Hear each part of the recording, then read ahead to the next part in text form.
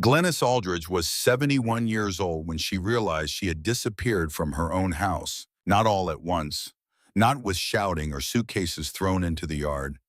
It happened slowly, a door that closed, then another, then a third, until the world of a woman who had spent decades feeding, washing, caring for, and loving her family shrank to a single room at the back of a house she had helped build with her own two hands, brick by brick, beam by beam, across 5 years of sweat and savings and Saturdays spent mixing mortar, while her husband laid the courses straight and true. The room measured 12 feet by 10. It had a ceiling fan that rattled at speed 2 and a window fitted with decorative iron bars that looked out onto the neighbor's cinder block wall. From that window, she could not see the garden she had planted. She could not see the rose bush her mother had given her the day she moved in, the one that still bloomed every spring as if it had made a promise and intended to keep it.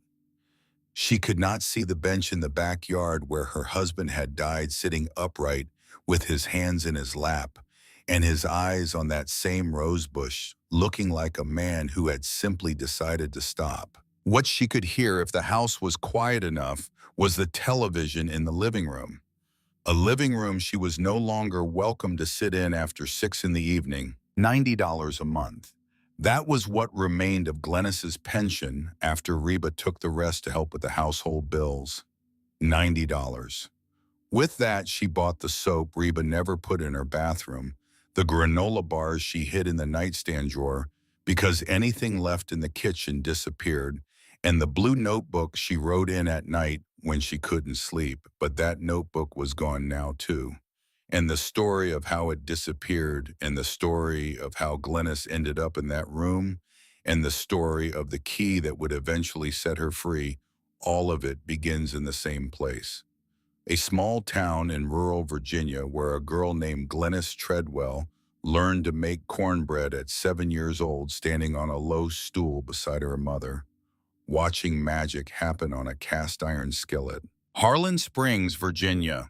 Population around 8,000, give or take, depending on whether you counted the families up in the hollows who came to town only for supplies and church. The summers were dry and long. The rains arrived in June with a generosity that felt like forgiveness after months of cracked red earth and dust on every windowsill.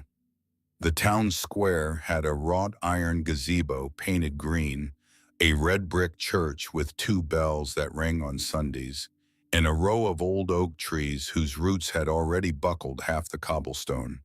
On Saturday mornings under those oaks, women sold cornbread, blackberry preserves, fresh cheese wrapped in wax paper, and jars of pickled okra that caught the light like something precious. Glenys was born there in March of 1953. Second daughter of Sheldon Stanfield, farmer, and Nadine Treadwell, midwife herb woman, and the person half the county called at 3 in the morning when a baby was coming wrong. The Treadwell house was modest. 3 rooms, wood plank walls, packed earth floor, tin roof that Sheldon replaced in patches every year after the rains. But it was rich in the things that mattered. There was always food. There was always conversation. And Nadine was the kind of woman who understood that a home is made by the smells the kitchen sends through the rooms, not by the size of the walls. Glenys learned to make cornbread at 7.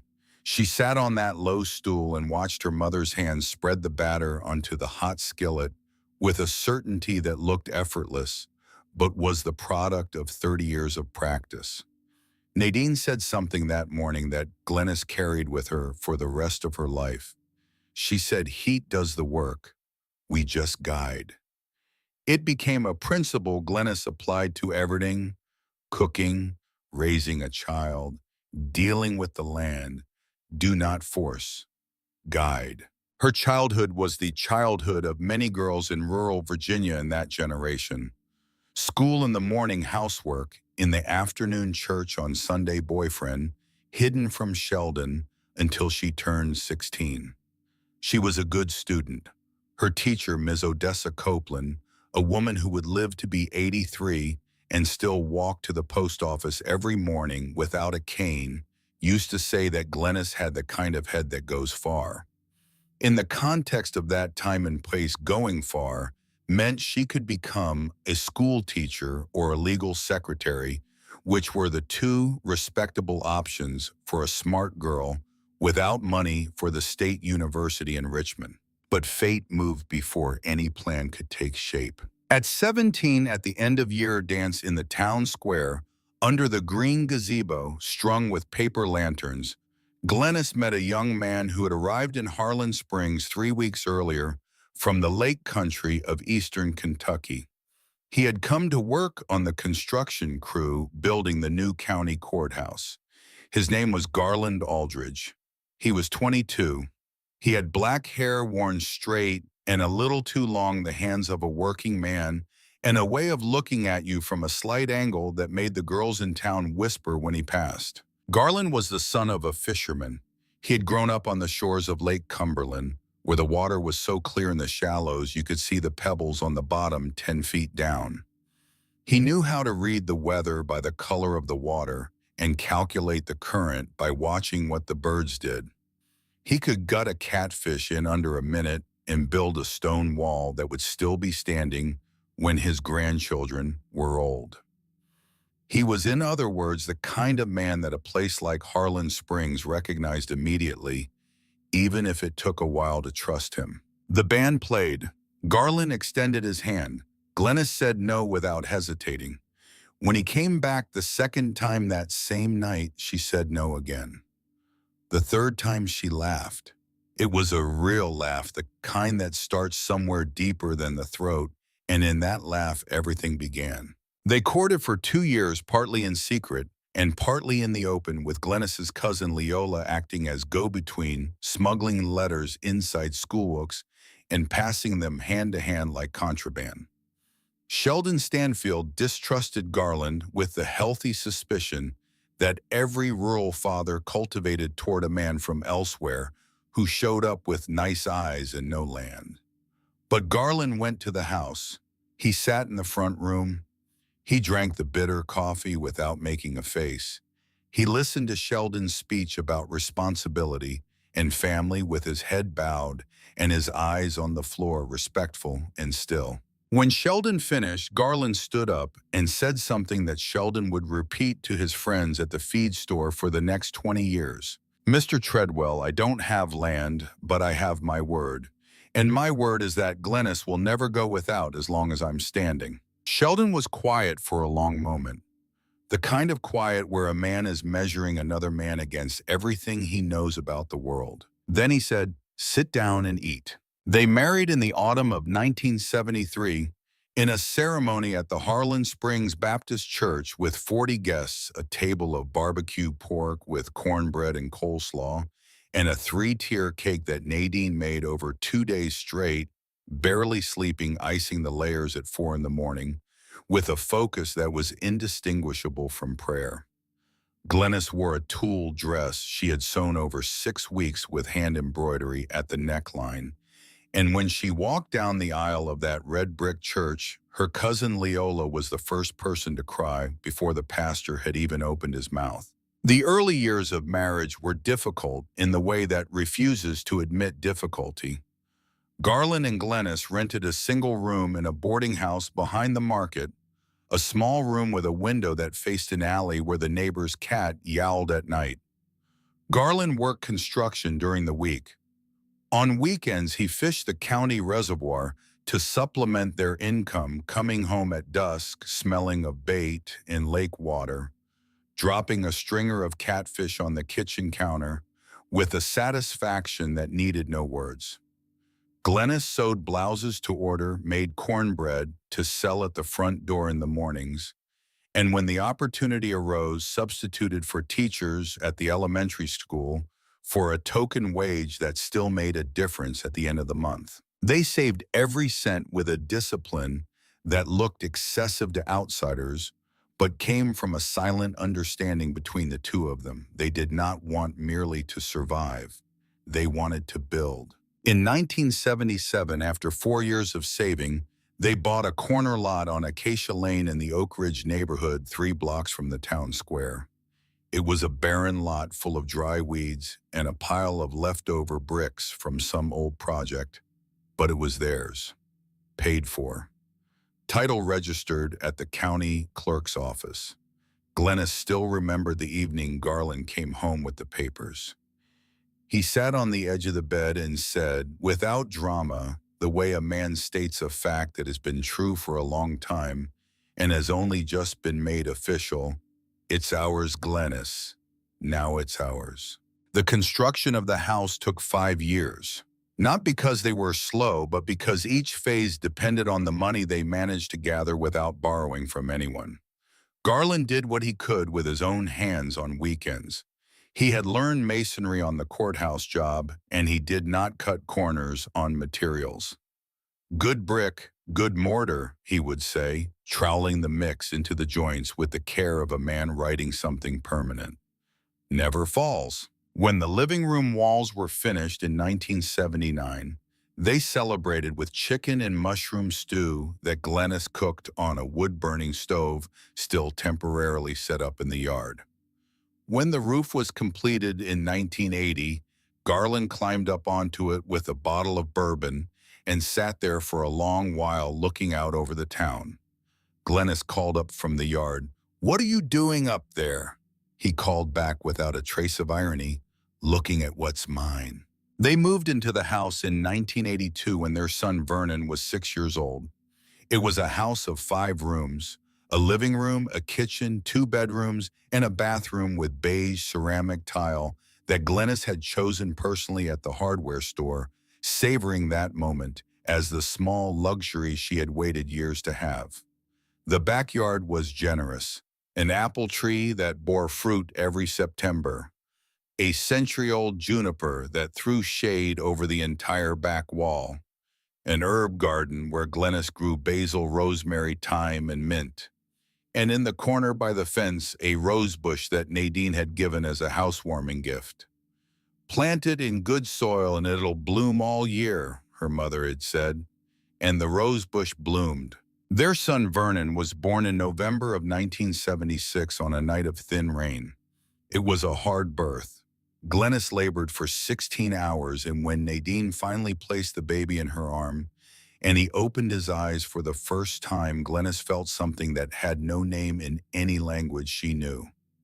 It was larger than love and more specific than joy, and it settled into her body like a second skeleton, something structural, something she would carry for the rest of her life, regardless of what that life brought. Nadine looked at the baby and said, "This boy will be very smart." She was right.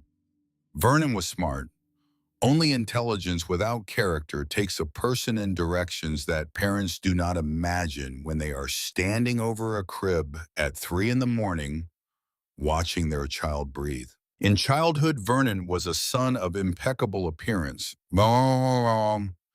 good grades, polite to adults, helpful with chores when someone was watching. Glennis raised him with constant presence. She took him to the doctor, sat with him at night, going over lessons, sewed his Halloween costume by hand when there was no money to buy one. She poured everything she had into that boy, and for years it seemed like enough. For his 10th birthday, Glennis saved for a month to buy the blue bicycle Vernon had pointed to in the window of the hardware store, pressing his face against the glass with the kind of longing that only a child can produce without embarrassment. She woke at 5 in the morning on his birthday and tied colored ribbons to the handlebars and the spokes. She placed the bicycle in the center of the living room and waited for him to wake up. When Vernon walked in and saw it, he stopped. He stood there for a moment with his mouth slightly open. Then he hugged his mother, and in that hug, there was an authenticity that Glennis stored inside herself for decades in a place that did not wither.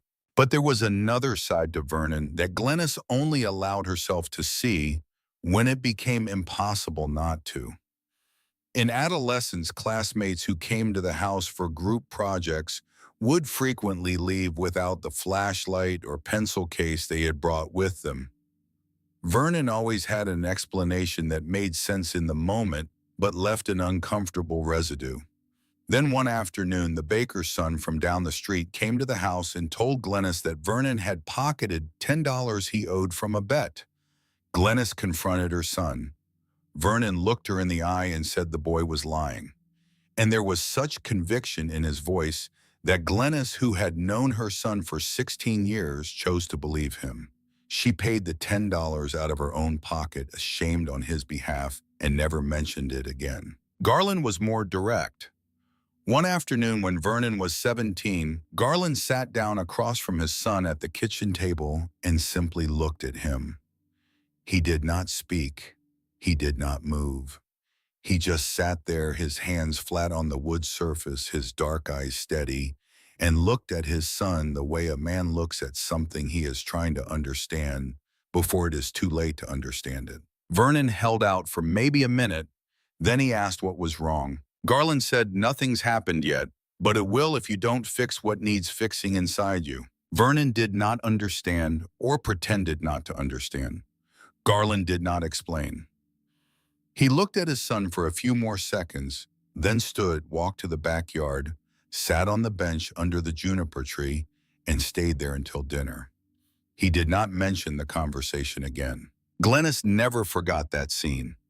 Years later, when everything had happened, she would return to that moment in her memory and think Garland knew. He always knew. What she would not understand until much later was that Garland's knowledge of his son was connected to a secret that Garland carried for decades.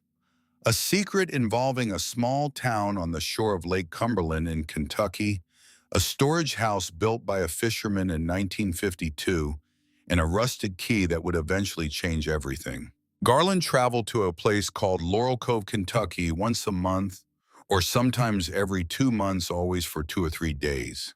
Glennis never knew exactly what he did there. He told her he was dealing with some properties left by his father, settling an inheritance, bureaucratic paperwork that never seemed to end. Glennis never questioned it deeply. There was in Garland an honesty so fundamental to his character that she simply did not distrust him. And there was also, she realized much later, a careful discretion in him, a way of sharing without revealing, of telling the truth without telling all of it. Once in 1998, Glennis found a brown envelope in a desk drawer with the words Laurel Cove written in the corner. She was about to open it, but Garland walked into the room at that exact moment, saw the envelope in her hands, and said with a naturalness that had no urgency behind it, "Just that estate inventory thing I told you about.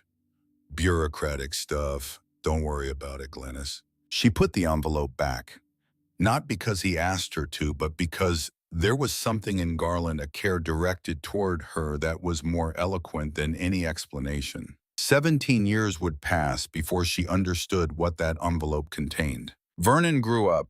He went to the State University in Richmond, economics, which made Glennis proud because she had dreamed of it since he was a boy.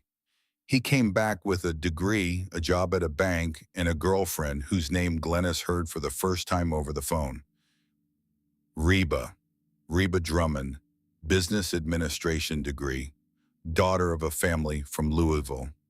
"She's very different from us, Mom," Vernon said in that same call in a tone that Glennis would only identify later as a warning. At the time, she interpreted it as affection.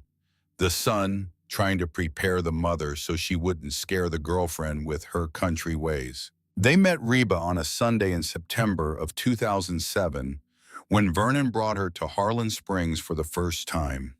She arrived in Vernon's car, straight hair dress pants, heeled sandals that sank into the brick of the patio. She was attractive, articulate, and knew exactly how to behave in every situation, which is a virtue when it comes naturally, and an instrument when it is calculated. With Garland, Reba was respectful and quiet. With Glennis, she was sweet in a way that had the texture of artificial sugar, correct in form, slightly empty underneath. Glennis cooked herb-roasted chicken, mint rice, and a cornbread cake that had been her mother Nadine's recipe. Reba ate little, said she was dieting, and spent a good part of the afternoon on her phone. When she left, she said she had loved it, that the food was delicious and so authentic, and that she hoped to come back often. That night, Garland and Glennis sat on the bench in the backyard as they always did after the house went quiet. They sat in silence for a while. Then Garland said slowly, "That girl is smart." Glennis said, "Yes." More silence. "Smart in a way that tires you out," Garland said. Glennis did not answer. She reached over and took his hand. The wedding was in March of 2009 in Louisville, at a reception hall that Glennis estimated cost more than her entire first year's salary as a substitute teacher. She wore a navy blue dress she had bought at a shop in Roanoke. Her hair was up. She wore the gold earrings Garland had given her for their 20th anniversary. In the official wedding photograph taken at the end of the night, Reba stands at the center, smiling at the camera. Glennis is slightly outside the frame, as if the photographer had forgotten to adjust the angle. At the reception, Glennis was introduced to Thurman Drummond, Reba's father. He was around 65, tall and silver-haired, with the easy confidence of a man who had spent his career as a real estate broker in Louisville and knew how to make conversation feel like friendship when it was actually reconnaissance. Thurman asked Glennis about their house in Harlan Springs, how many rooms, how big the lot was, whether the title was clear. He asked these questions with a casualness that was expertly performed, tucked between compliments about her dress and questions about the drive from Virginia. Glennis felt uneasy but remained polite. When she mentioned that Garland still had a family storage property in Kentucky, something inherited from his father, Thurman's eyes moved quickly to Reba across the room. It was a glance that lasted less than a second. Glennis caught it. She did not understand it. Garland, sitting beside her, had been listening without appearing to listen. That night in the hotel room, he said quietly, "That man counts other people's houses before he counts his own." Glennis did not respond, but she remembered. Vernon and Reba settled in Roanoke. They visited Harlan Springs on some holidays, Christmas, Garland's birthday, but with an irregularity that increased over time. Glennis noted the absences but did not speak. Garland noticed them and spoke even less. There was in both of them during those years a small, quiet sadness that neither chose to feed with too much attention. In 2014, Garland had his first heart attack. Mild, the doctor said, but enough to leave marks on the cardiac muscle and has changed the speed at which Garland moved through the world. He stopped doing freight jobs. He went out less. The trips to Laurel Cove, which had already become less frequent, stopped entirely. Glennis cared for him with the same naturalness with which she had done everything in her life, without drama, without self-pity, with steady hands and constant presence. She woke early to make the salt-free breakfast the doctor had prescribed. She recorded medications in a notebook. She accompanied him to monthly appointments in Lexington, 2 bus transfers each way. Vernon came when his father had the heart attack. He stayed 4 days. Reba did not come. Important meetings she could not cancel. During those 4 days, Vernon stayed in the front bedroom, rarely went out, and spent most of his time on his phone. One afternoon, he sat with his father in the living room and they talked for an hour with the door closed. Glennis was in the kitchen and did not want to listen, but she noticed that when the conversation ended, Garland was quieter than before, and Vernon avoided his mother's eyes at dinner. In the years that followed, Garland had 2 more minor heart events. The doctor was explicit the 3rd time. The heart was tired. There was no when, but there was a direction. Garland received that information with the same quiet serenity with which he had lived everything. He began spending more time in the backyard. He would sit for hours tending the rose bush, pruning, composting, talking to it in a low voice when he thought no one was listening. It was during that period between 2016 and 2017 that Garland began doing things that Glennis would only understand later. He asked her to go to the county clerk's office to sign some paperwork related to the house. Just a formality, needs your signature. He spent an entire afternoon at an attorney's office in Lexington with a lawyer named Weldon Kincaid, whom Glennis had never met. He made one final short trip to Laurel Cove, just 2 days, and came back quieter than before, but with a look in his eyes that she could not describe at the time. Settled, perhaps. Resolved. One night in December of 2017, sitting on the bench in the backyard with the damp winter air of Virginia carrying the smell of wood smoke from somewhere down the street, Garland reached into his shirt pocket and took out a small wooden box about the size of a deck of cards and placed it in Glennis's hands without a word. She looked at it. "What is this?" "Open it." Inside there was a rusted key attached to a strip of leather tied in a simple knot. The key was heavier than it looked. On its face, a single number was stamped into the metal. 7. "It's the key to the storage house in Laurel Cove," Garland said. "My father's, then mine, now yours." Glennis looked at this key, then she looked at him. "Garland, I don't understand." "You don't need to understand now." He closed her hands around the box with a gentleness she felt in her bones. "Keep this key, Glennis. One day you're going to need it." She wanted to ask more, but there was something in the way he said it, without urgency, without drama, simply certain, that stopped her. She put the box in the bottom drawer of the nightstand on the right side of the bed, and she did not speak of it again. Garland Aldridge died in April of 2018 on a Tuesday afternoon, sitting on the bench in the backyard next to the rose bush that had bloomed for the first time in months. His heart stopped without warning, without apparent pain, without spectacle.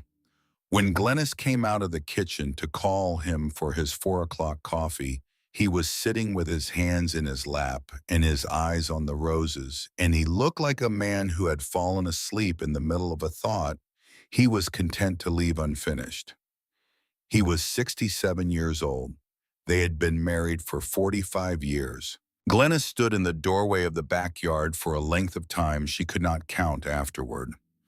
Then she walked to him slowly, sat down beside him, took the hand that was still warm and stayed there with him a little longer, before calling the neighbor, before calling Vernon, before letting the world in, just the two of them, one last time. The funeral was in the living room of the house on Acacia Lane, as was the custom in that part of Virginia for a man who had lived his whole life in the same place. Neighbors came. Friends of decades came. The owner of the bakery where Garland had drunk coffee every morning for 30 years came with red eyes and a loaf of sourdough he had baked at 4 in the morning because he did not know what else to do. Vernon and Reba arrived the evening of the visitation, 6 hours after Glennis had called with the news. Reba hugged Glennis briefly and said, "It was so quick, at least he didn't suffer." They were the right words delivered in the tone of a woman who was certain they were the right words. Vernon hugged his mother longer, and Glennis felt in that embrace something that could have been guilt, but could have been simply emotion.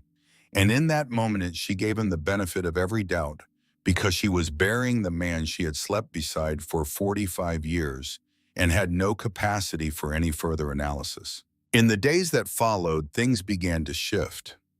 Reba offered to help organize the paperwork, and Glennis noticed that she examined Garland's files with an attention that was not the attention of someone helping, but of someone appraising.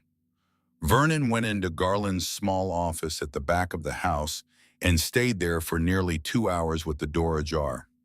When he came out, he did not mention what he had been looking for. Then Thurman Drummond arrived from Louisville. To pay his respects, he said, he stayed 3 days. Glennis noticed him speaking privately with Reba in the yard on multiple occasions, their voices low. Once passing by the kitchen window, she heard Thurman say, "The title needs to be sorted before probate gets complicated." Reba saw Glennis through the glass and stopped talking. She smiled. Glennis pretended she had heard nothing. On the second to last evening of that week, Vernon sat down with his mother at the kitchen table after dinner.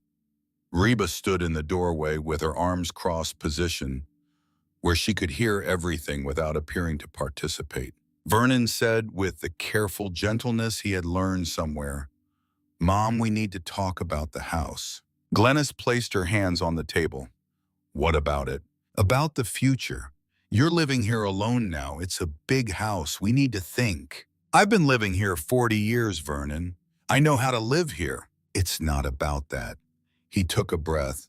"There are succession issues. The house is part of the estate. Technically, Glennis said with a firmness that surprised herself, "the house is in your father's name and mine.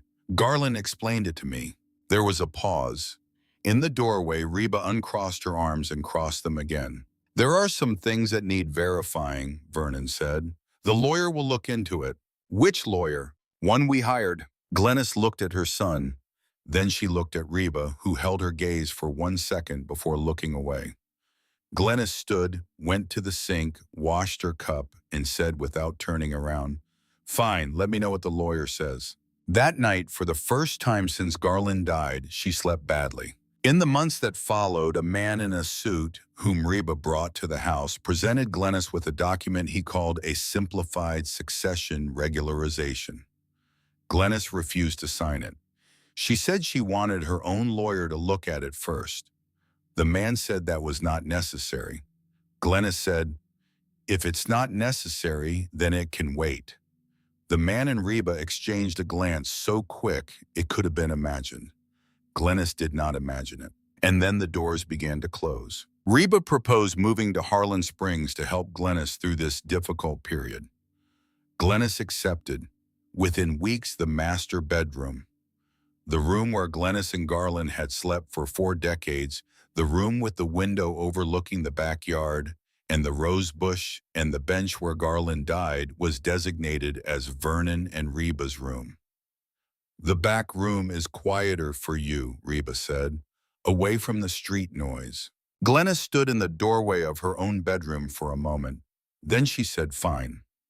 She walked to the back room carrying a suitcase she had packed before anyone asked. The living room was next. "We're using the living room tonight. We have friends coming. It would be better if you stayed in your room." It was not a question. Within a month, Glennis had stopped sitting in the living room in the evenings. Then the kitchen. Reba had it remodeled without telling Glennis.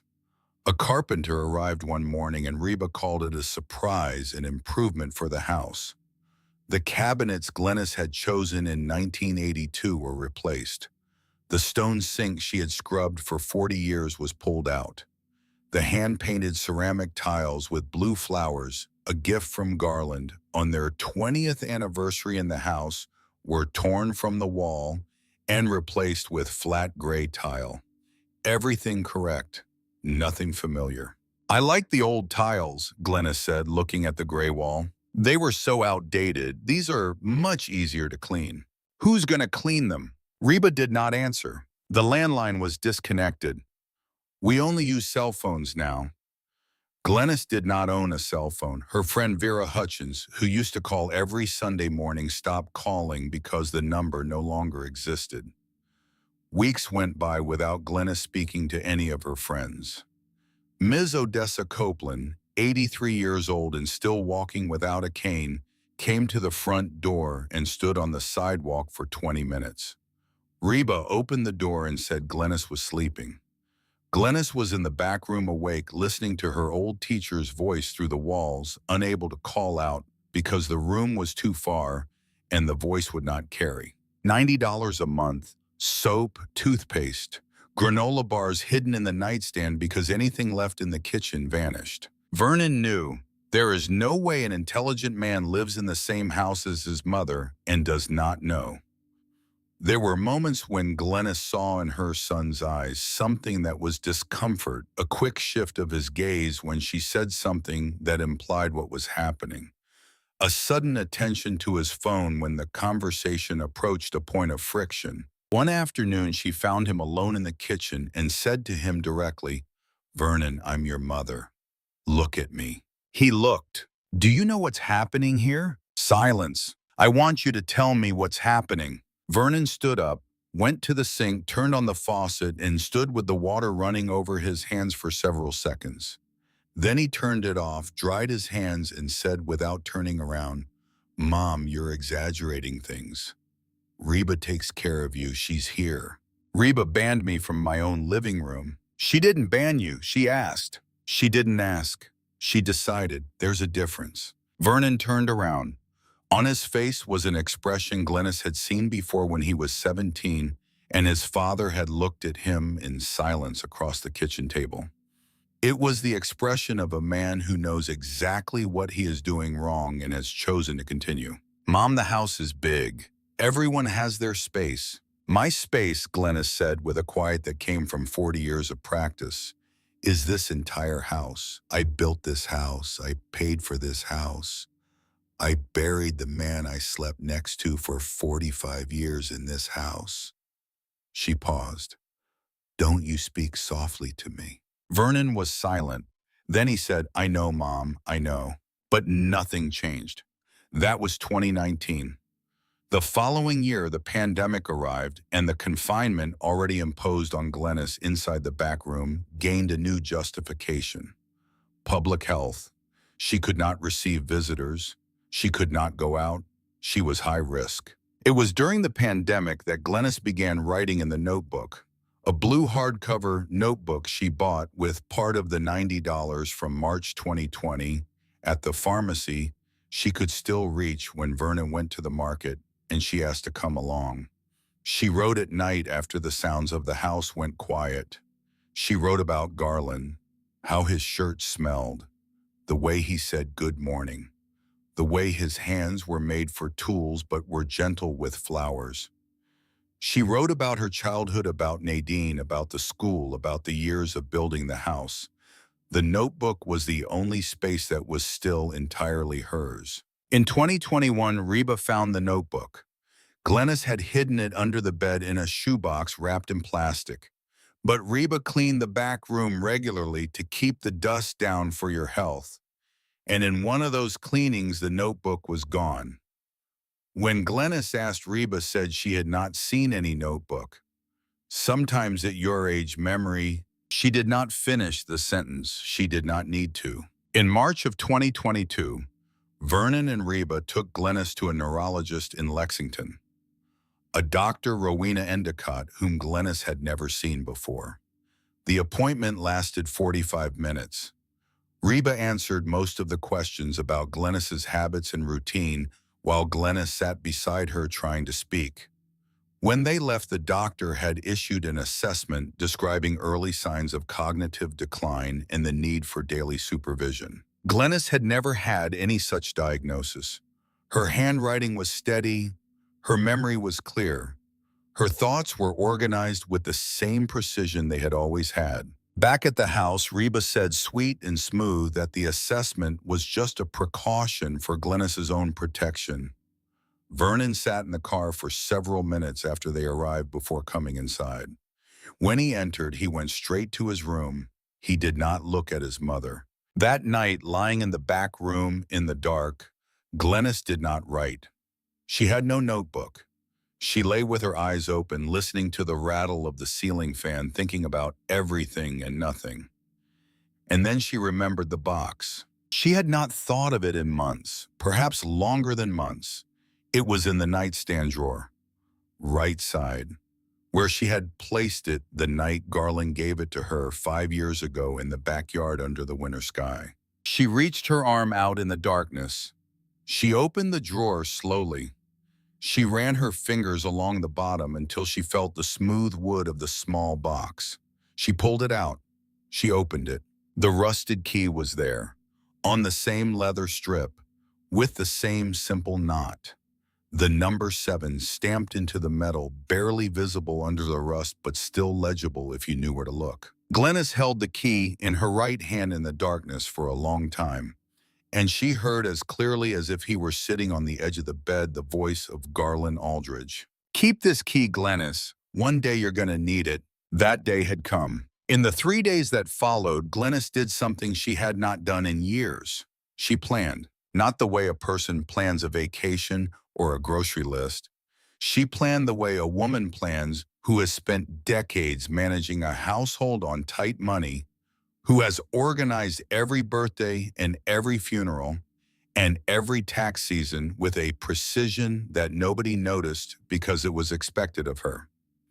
She planned the way Garland had planned the house on Acacia Lane, one step at a time, no wasted motion, no room for error. She knew her state ID was inside an envelope taped behind the mirror in the back of the wardrobe.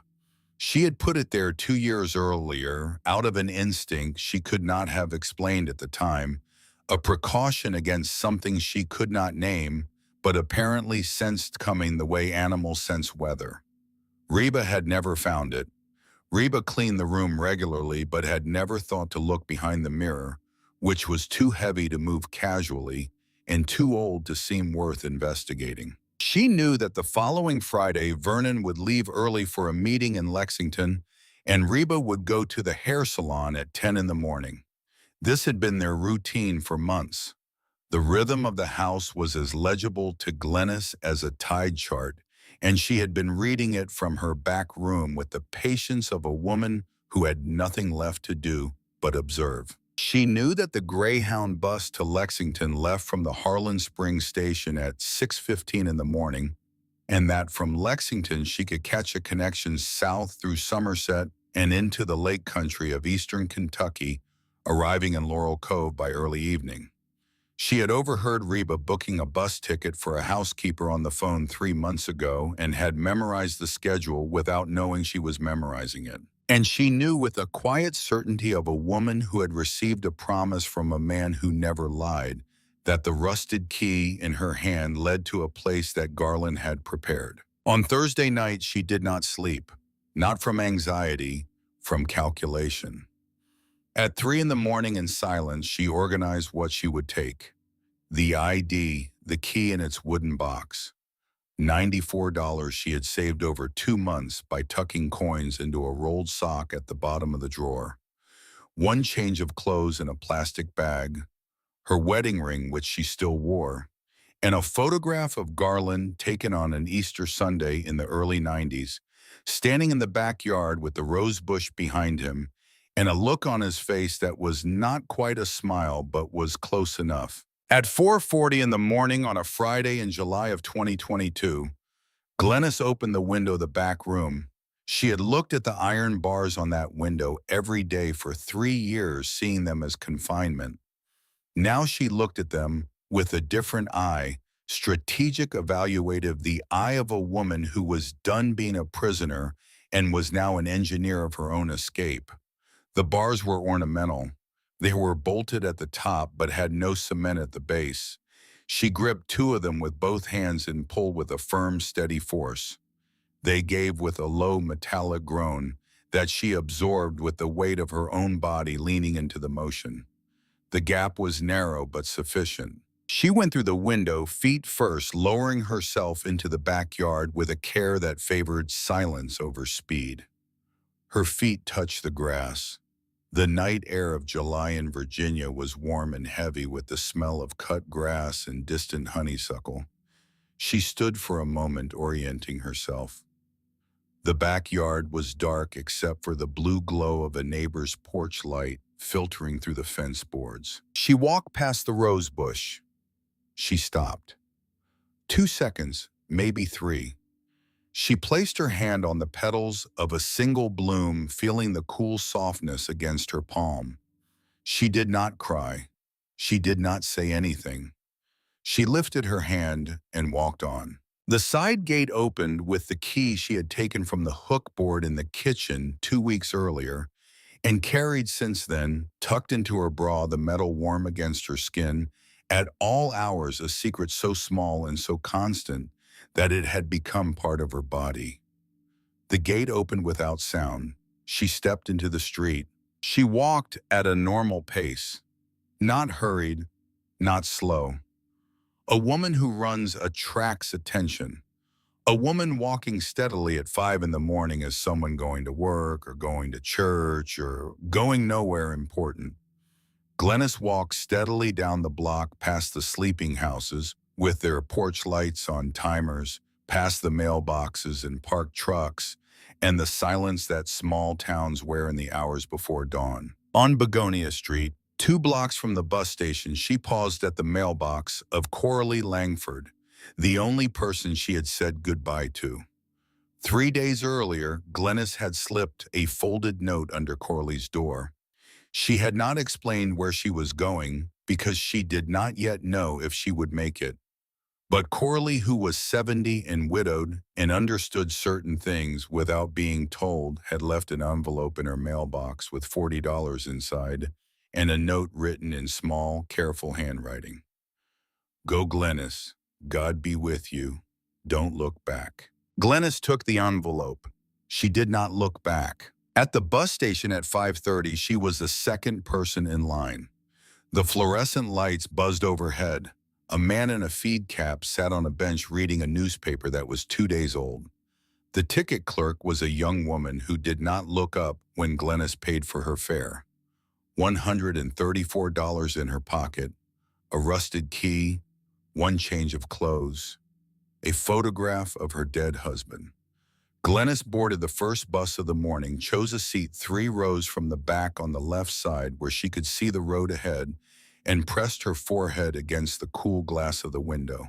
Behind her, the house on Acacia Lane slept. Inside it, no one awake had noticed she was gone. The journey from Harlan Springs to Laurel Cove took nearly 7 hours, including the transfer in Lexington and the wait between connections. Glennis sat in the Lexington bus terminal for almost 2 hours on a blue plastic chair near the vending machines, eating half a granola bar she had saved in her pocket, watching people arrive and depart with the purposeful velocity of lives being lived in the open. Nobody looked at her. A 71-year-old woman with a plastic bag and a faded blue cardigan is invisible in a bus terminal in rural America. Glennis let the invisibility protect her. Through the bus window, the landscape changed as the miles accumulated. First, the rolling farmland of Virginia's Shenandoah Valley, the pastures and the fences, and the red barns standing like sentences in a language she had spoken in all her life. Then as the bus crossed into Kentucky, the terrain shifted. The hills grew steeper, the hollows deepened, pine forest thickened on the ridges, and the road began to wind along creek beds where the water ran clear over limestone shelves. The light changed too, filtered through canopy, greener, softer, the light of a land that held its water close and let it go slowly. Glennis watched the landscape for most of the trip, her chin resting lightly against the glass, tracking the way the world transformed with each mile. She thought about Garland for most of the journey. She thought about the brown envelope in 1998 and how close she had come to opening it. She thought about the monthly trips he had made for decades, always 2 or 3 days, always returning quieter than when he left, as if he had been to a place that absorbed sound. She thought about Attorney Kincaid, whose existence she had forgotten until this moment, but who now seemed important in a way she could feel but not yet articulate. She thought about the neurological assessment, about Reba answering questions that should have been hers to answer, about the doctor's conclusions sitting in some file somewhere, a piece of paper that said Glennis's mind was failing when Glennis's mind was doing exactly what it had always done, which was to notice everything, remember everything, and wait for the right moment to act. She thought about Vernon, about the boy with the blue bicycle, about the authentic embrace of childhood, about the man who looked away when he should have looked straight ahead. She searched for rage and found mostly sadness. She let the sadness pass through the window along with the scenery. At the transfer stop in Somerset, a woman of about 40 sat down beside her with a small girl on her lap. The girl studied Glennis with the unfiltered curiosity of children and said, "Are you somebody's grandma?" Glennis looked at the child for a moment. Then she said, I am, but today I'm only my own grandma. The girl did not understand the sentence. But her mother, who had heard it, looked at Glennis with a recognition that needed no words between them. The last stretch of the journey followed the shore of Lake Cumberland for much of the route. It was late afternoon when the bus reached that section, and the light of the descending sun on the water turned the surface into something that demanded silence. A deep gold, almost amber, catching in the ripples and throwing it back in patterns that shifted and reformed with each passing second.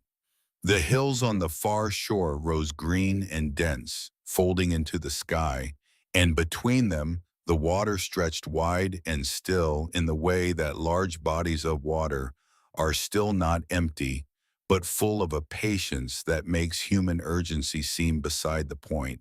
Garland had grown up on the shore of this lake. He had fished these waters. He had learned the weather by watching the birds over this surface.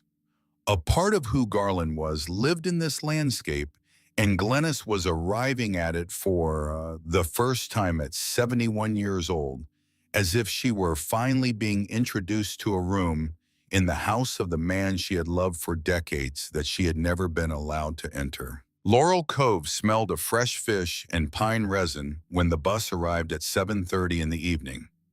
The sky was dark, and the first stars were appearing. The town, small and quiet, had the atmosphere of a place settling into its nighttime rhythm. Restaurants closing, fishermen tying up their boats, children being called in for supper from the docks and the yards.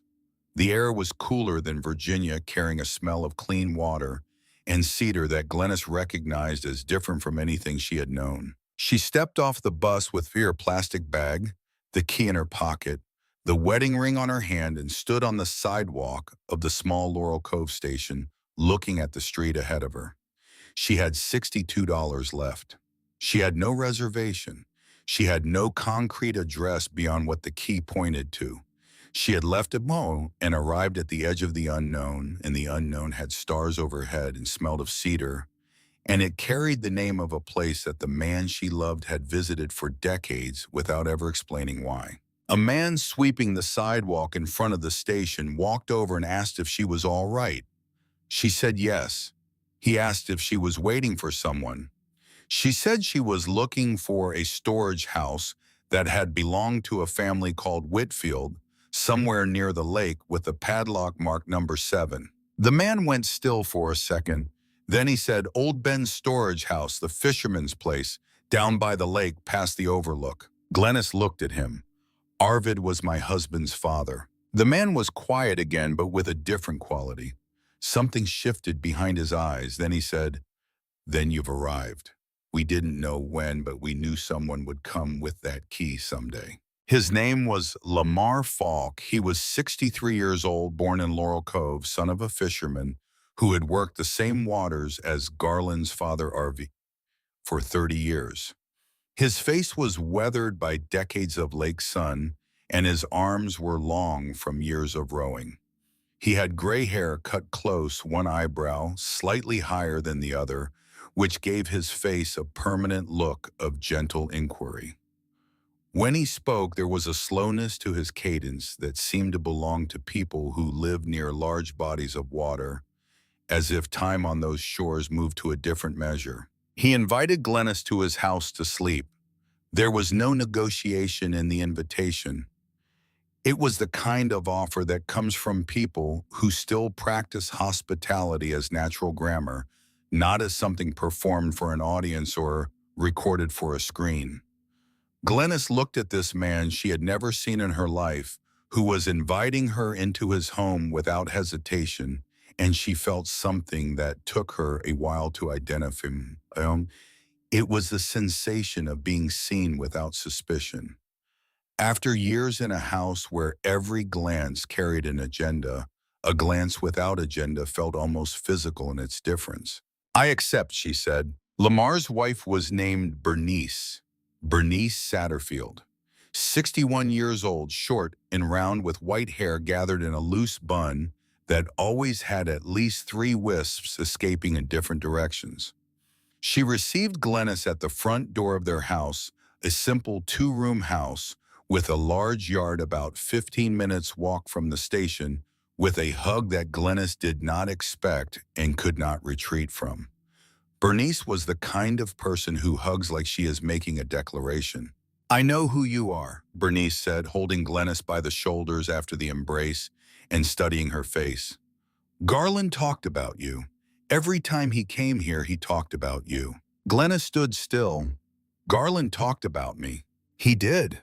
Bernice pulled her inside. "Come in. There's rice and white catfish, and we'll talk." That night, sitting at the kitchen table with a plate of grilled catfish and a glass of sweet tea, Glennis heard things about Garland that she had not known.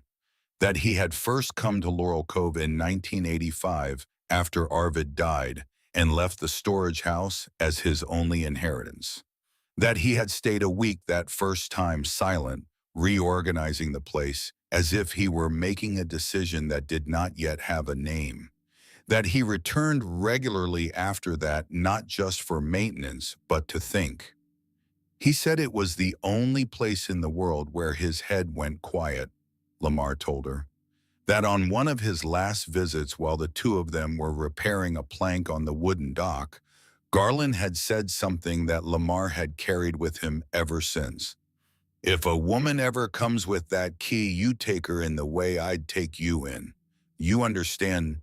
Lamar had understood. After Lamar went to bed, Bernice and Glennis stayed at the kitchen table. The house was quiet. The sound of the lake, distant and rhythmic, came through the open window. Bernice was silent for a while, turning her tea glass slowly in her hands. Then she spoke in a different voice, lower and rawer than before. "My son left 8 years ago, moved to Atlanta, changed his number. I don't know if he's alive or dead most days." Glennis looked at her. She did not speak. She placed her hand over Bernice's on the table. Bernice continued, not looking up. "Some sons leave by walking out the door. Some leave while they're still in the house. The ones who stay and leave," Glennis said quietly, "are harder." Bernice nodded. They sat together for a while longer without speaking. Two mothers who had lost their sons in different ways, recognizing in each other a wound that required no explanation. It was the first moment since Garland's death that Glennis felt understood, not just seen, not just helped, but understood by someone who carried a parallel weight. Glennis slept that night with a density and completeness she had not experienced in years. She did not wake at the smallest sound. She did not lie in the dark calculating what the silence meant. She simply slept on a mattress that smelled of soap and lavender, with the window open to the yard and the sound of the lake arriving in soft waves through the night air. She woke at 6 to the smell of fresh coffee and the sound of Bernice in the kitchen. After breakfast, strong coffee sweetened with honey and corn cakes that Glennis ate slowly, Lamar said he would take her to the storage house. "It's a bit of a walk along the lake," he said, "but you seem like the kind who walks well."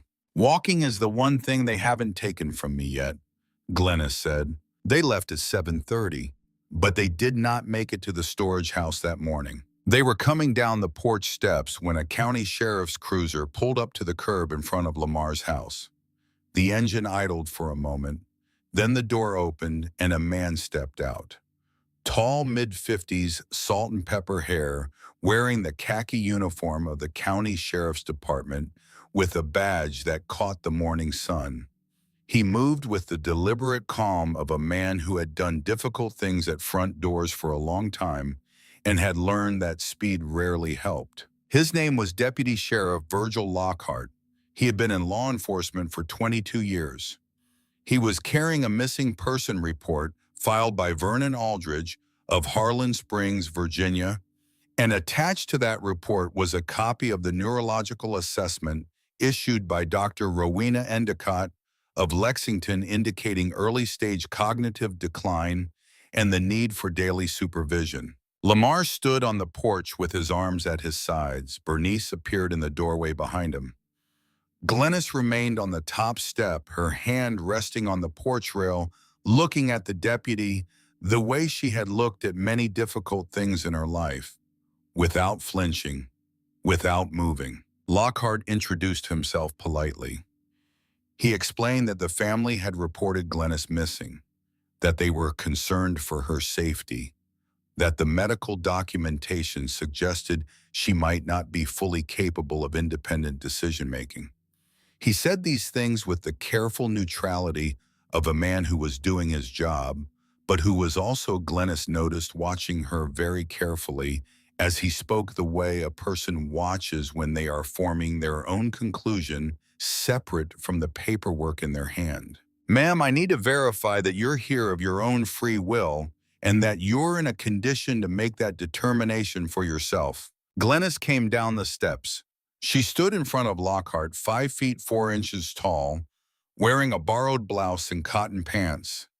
Her white hair uncombed, her wedding ring on her left hand, her eyes steady and unblinking.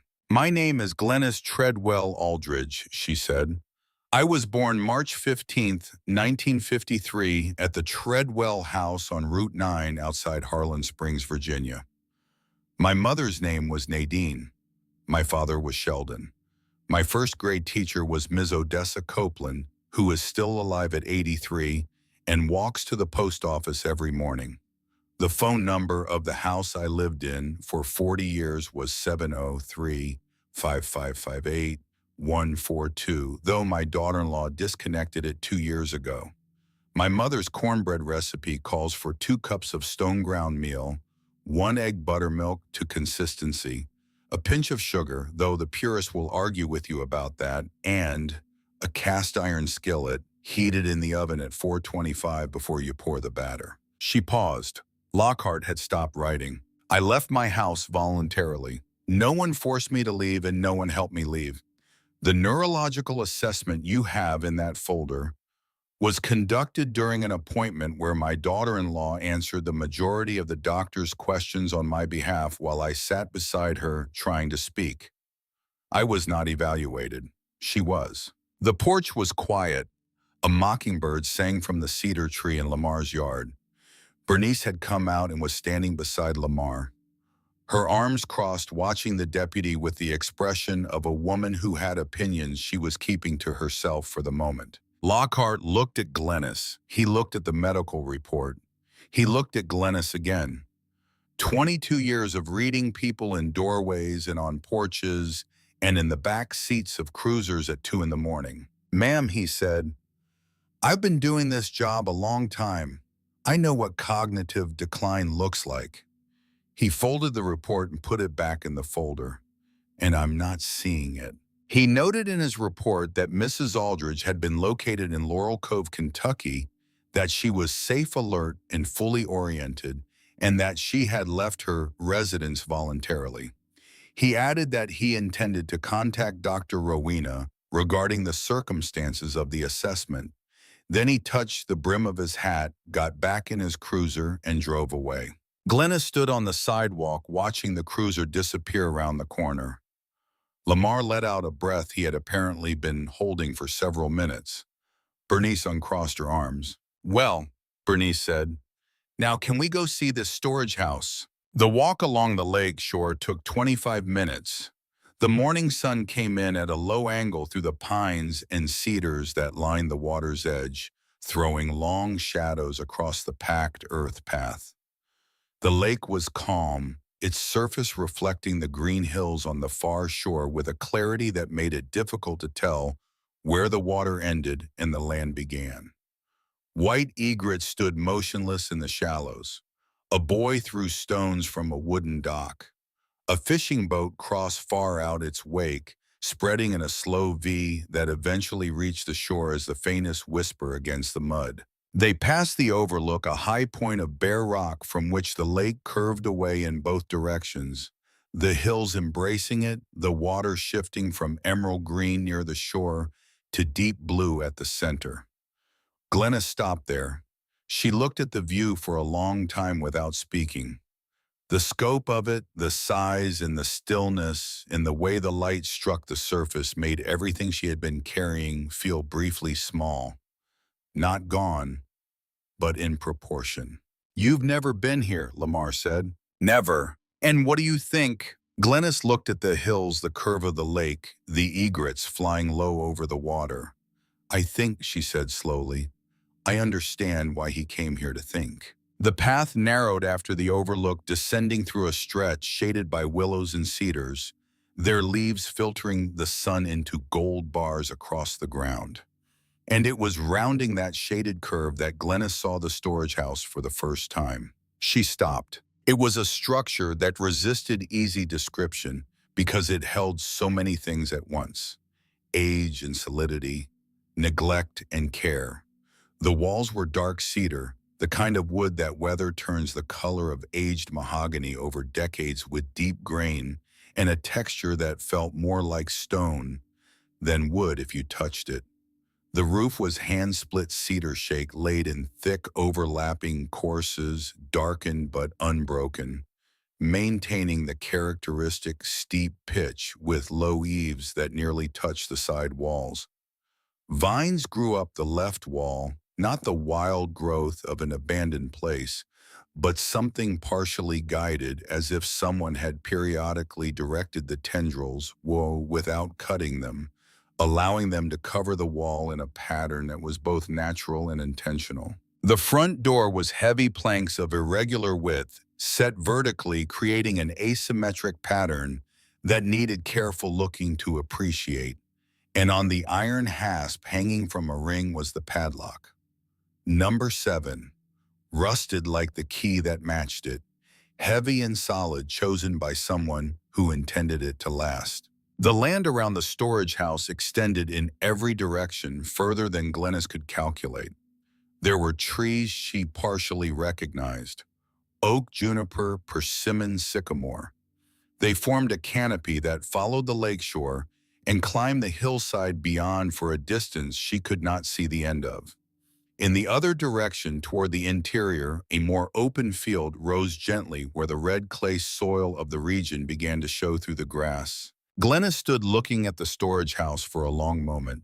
There was something in her, she would recognize it later, remembering this moment, that was not surprise but recognition. Not of a place she had seen before, but of a place that was somehow hers in a way she could not rationally explain, as if the place had been waiting for her and she had simply arrived to confirm it. She walked to the door. The key entered the padlock with an initial resistance, the rusted metal fighting the years of closure, pushing back.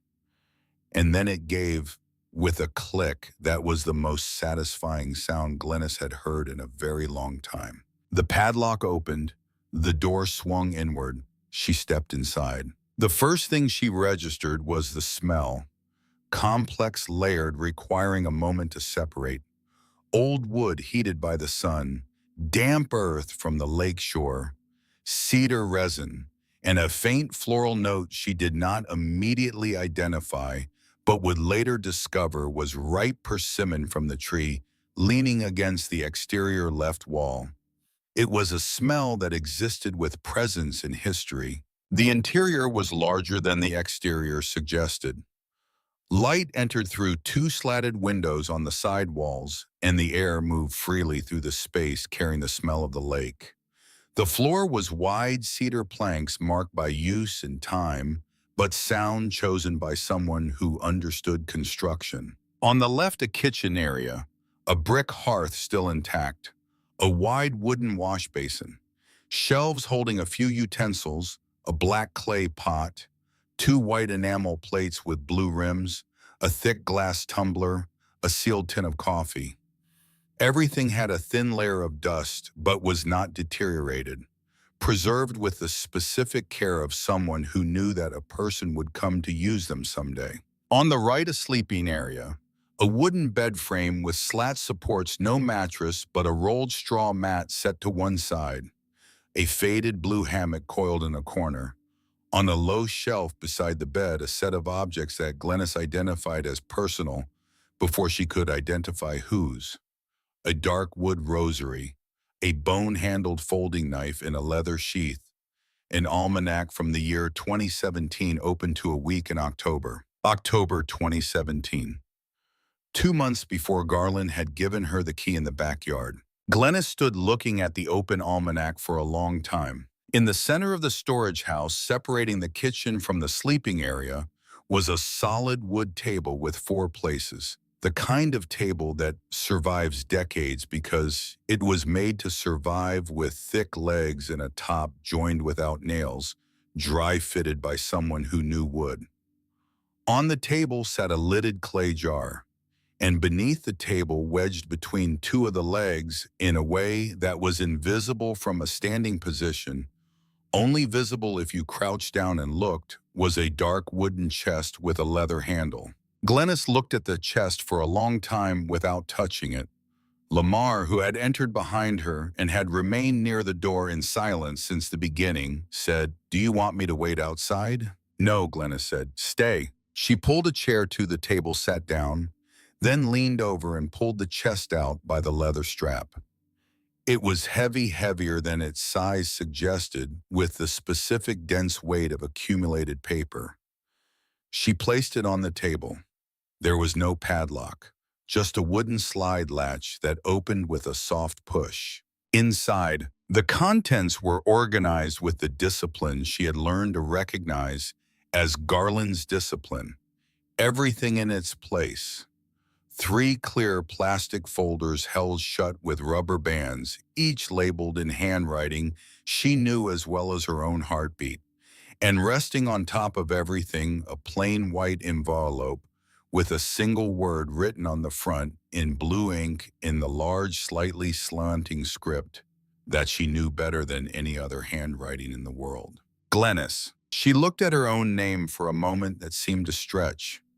Then she picked up the envelope and opened it slowly with fingers that trembled slightly, not from fear, but from the physical anticipation the body produces when it is about to receive something that will change everything. Inside were sheets of bond paper folded in thirds, filled on both sides with the same large slanting handwriting, denser and more intimate than the name on the front. She began to read. "Glennis, if you're reading this, one of 2 things has happened that I always knew could happen. The first is that you found this letter after I was gone, and you're all right. You're free, and you're where I always wanted you to be. The second is that what I feared has come to pass, and the boy and his wife have done what I always knew they were capable of doing. I pray it's the first, but if it's the second, I need you to know that it wasn't for lack of caring.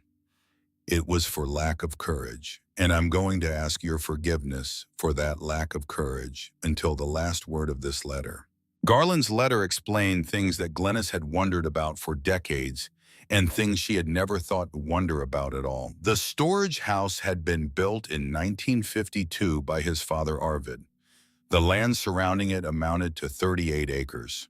29 of those acres lay within a federal conservation buffer zone, enrolled in the Conservation Reserve Program, and eligible for carbon credit payments generating between $28,000 and $32,000 annually, based on the acreage preserved and the market valuation of the credits. A trust fund had been established in Glennis's name in 2016, managed by attorney Kincaid in Lexington. The contact information was in the blue folder inside the chest. The letter explained about Vernon. Garland wrote that he had known what his son was since that afternoon at the kitchen table when the boy was 17. He had looked into his son's eyes and seen something that was not evil, not the kind of malice that comes from the heart, but a weakness that is sometimes worse. The weakness of a person who always takes the easiest path, even when that path costs someone else dearly. And Garland, who should have corrected it when Vernon was still young enough to be corrected, had chosen not to see. Out of love, out of cowardice, out of a desire to protect Glennis from a pain that would have been smaller then and became enormous later. Forgive me, Glennis. In 2016, Garland had discovered that Vernon had hired a notary agent to alter the ownership records of the house on Acacia Lane. The alteration was fraudulent, executed with forged documents reproducing Glennis's signature without her knowledge or consent. And behind the operation advising and connecting was Thurman Drummond, Reba's father, the man who counted other people's houses before he counted his own. The evidence was complete, documented in the green folder inside the chest. The house on Acacia Lane had always been in Glennis's name, since 1982. Garland had done this deliberately from the first day because he knew, not with anger, not with suspicion, but with the knowledge of a man who knows his own son, that there existed the possibility that one day Vernon would try to do something with that house that none of them should tolerate. The letter ended with words that Glennis read 3 times, each time more slowly than the last. "You were the best part of everything I ever lived. Not the best part of the marriage, the best part of everything. Every morning waking up, every brick I ever laid, every trip I made to this place, every thought I had when things got hard. The reason I came here once a month for all those years was not just for the storage house. It was because this place reminded me why I worked, why I saved, why I planned. I would sit at the edge of the lake with my feet in the water and think, it's for Glennis. This place, this land, this fund, this protection. All of it is for Glennis. I should have brought you here years ago. I should have shown you the lake and the hills and the spring pools that form on this land after the rains. The blue pools in the green grass that are the most beautiful thing I have seen in 70 years of life. I should have done it 20 years ago, or 10 or 5. But I kept putting it off because I thought it would frighten you, because I thought you would want me not to keep secrets, because I thought it was easier to explain everything at once when the time came. The time has come. I love you, Glennis Treadwell Aldrich. I loved you since the dance at the Green Gazebo. I will keep loving you from wherever I am. Never forgot you. Never would. Never. Your Garland." There was a postscript. "The persimmon tree on the left side of the storage house fruits in October. Sweet.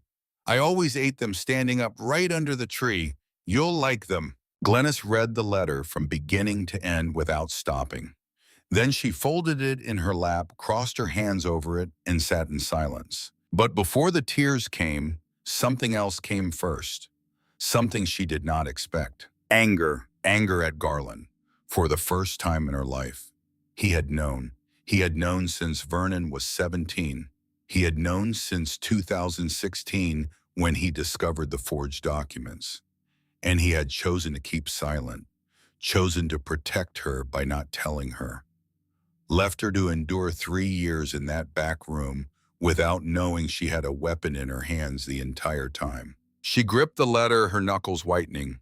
She breathed in through her nose, a long, unsteady breath. She looked out the slatted window at the lake, at the trees, at the light falling through in gold bars. And then the anger passed. It moved through her, the way wind moves across water, strong and fast, and then gone, leaving the surface changed but intact. She understood Garland. She understood that his cowardice and his love were made of the same material. Both came from the place where he could not bear to watch her suffer. He had been wrong. But it was the wrong of a man who loved, not the wrong of a man who did not care. And when she understood that, the anger withdrew on its own, not because she decided to forgive, but because she understood, and understanding made forgiveness unnecessary. Then the tears came. Not suddenly, in waves, the way a river rises slowly and then cannot be contained. First her eyes filled and she sat with blurred vision, still motionless. Then her breathing changed rhythm, a shudder that came from the center of her chest. And then it was everything. 3 years of the back room, the meal trays, the $90, the ceiling fan rattling at speed 2, Vernon's eyes sliding away. The mornings without the garden, the evenings without the rose bush, the suppers alone, the birthdays without a visit, the grief for Garland that she had never been allowed to fully feel because she had been grieving inside a cage, and grief inside a cage turns inward and eats what it finds. All of it came at once with the force of a dam, giving way with the noise and the violence and the relief of a person who is finally in a place where she can fall apart without anyone using the falling against her. Bernice came into the storage house without being called. She sat beside Glennis and put her arm around her shoulders without saying a word. Lamar turned to the window. The crying lasted a long time. And when it ended, when the last wave passed, and what remained was the clean exhaustion of someone who has emptied something, carried far too long, Glennis sat with her back straight against the chair. Her eyes read the letter still in her lap, and she felt something she had forgotten existed. Peace. Not the peace of surrender, the peace of arrival. She opened the folders one by one. The green folder with the original 1982 title deed in the name of Glennis Treadwell Aldridge, and Attorney Kincaid's 10-page report documenting the forgery, including Thurman Drummond's involvement. The blue folder with the legal documents for the land and the trust fund showing $31,200 in annual carbon credits as of December 2021.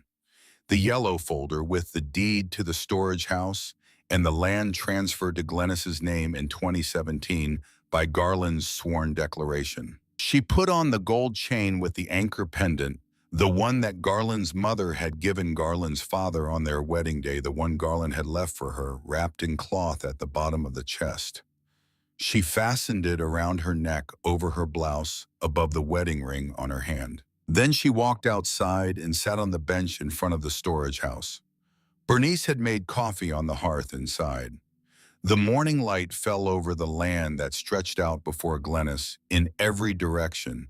The oaks, the junipers, the distant line of the hills, the glimmer of the lake through the trees. She spoke out loud, to the lake, to the hills, to the air.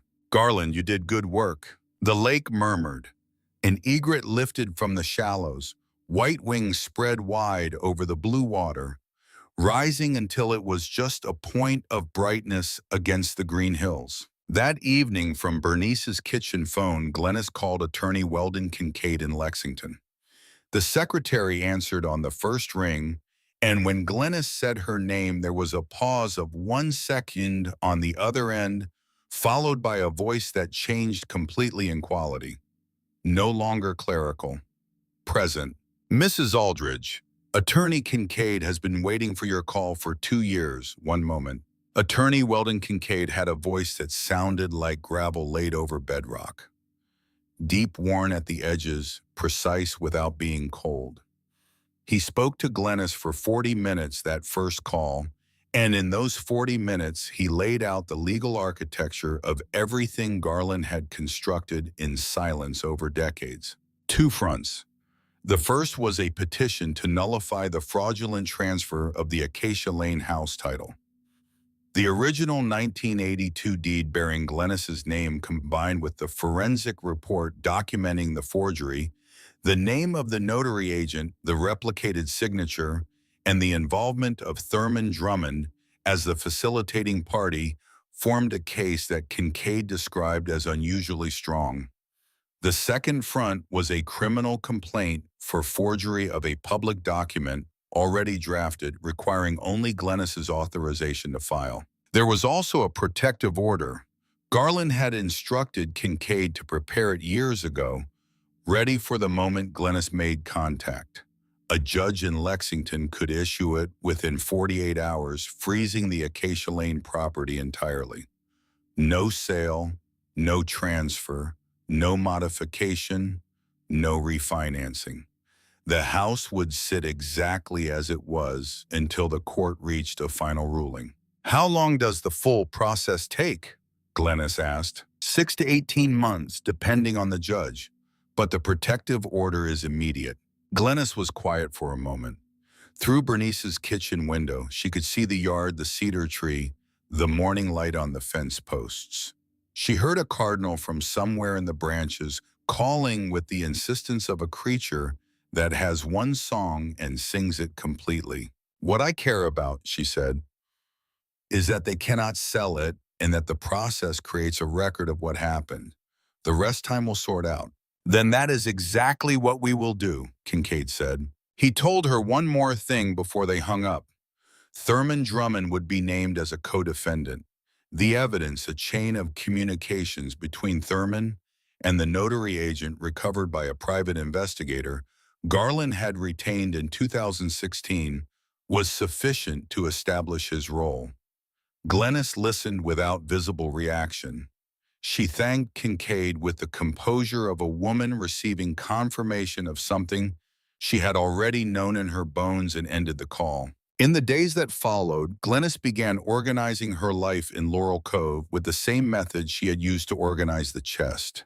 Each thing in its place, each step in its time. She and Lamar went to the storage house every morning that first week. She walked the property slowly, learning its shape, the way the light moved across the hillside at different hours. The conservation land was threaded by a small creek that created along its course a corridor of birdsong and motion. White oaks kingfishers, a ring-necked duck that had nested on that stretch of shore for so many years the local fishermen had given it a name. Judy. The 9 acres outside the conservation zone held firm ground, gentle hills stabilized by native vegetation. On that stretch stood a grove of persimmon trees that had grown without human intervention, somewhere between 200 and 300 mature trees, by Lamar's estimate. Persimmon is what they call the Providence tree around here, Lamar said one morning as they walked through the grove, because it gives everything, leaf, wood, fruit, shade.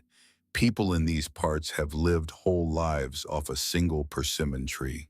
Glennis looked at the trees. Garland knew these were here. He walked through here every time he came. He knew every tree on this land the way some men know every tool in their shed. 3 weeks after Glennis arrived, Deputy Virgil Lockhart returned. His cruiser pulled up to the storage house this time. Glennis was sitting on the bench outside with coffee, watching the morning fog dissolve above the water. Lockhart stepped out carrying a manila envelope. His manner was different from the first visit. There was no procedural caution. He walked up and stood there for a moment, the envelope in his hand, looking at Glennis with an expression that held something close to respect. "Ma'am, I contacted Dr. Rowena in Lexington," he said, "regarding the assessment." Glennis set down her coffee. Dr. Rowena reviewed the file.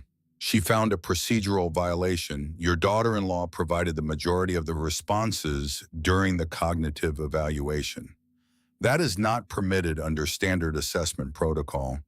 The patient has to answer independently for the results to be valid. He held out the envelope. Dr. Rowena has issued a formal retraction of her findings. This is a copy of her letter. She states that there is no basis for a cognitive decline diagnosis based on that examination. Glennis took the envelope. She opened it and read the single page inside. Clear clinical language. A retraction. An acknowledgement that the evaluation had been compromised by a third party's interference. She looked up at Lockhart. "Thank you, Deputy." He nodded.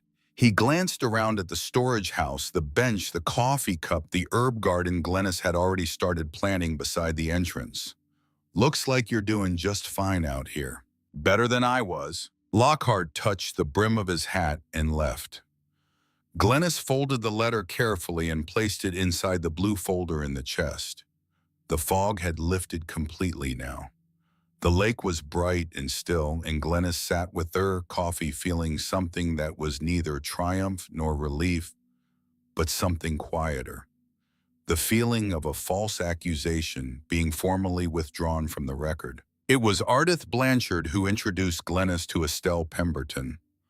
Ardith brought her to Estelle's house on a Tuesday afternoon in late August, a small cedar frame house set on a rise overlooking the lake, with a screened porch that faced west toward the sunset.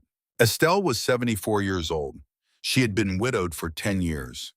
Her 2 daughters lived in Nashville and Chicago, respectively, And they called her on Christmas and Mother's Day exactly twice a year with the reliability and emotional depth of a utility bill.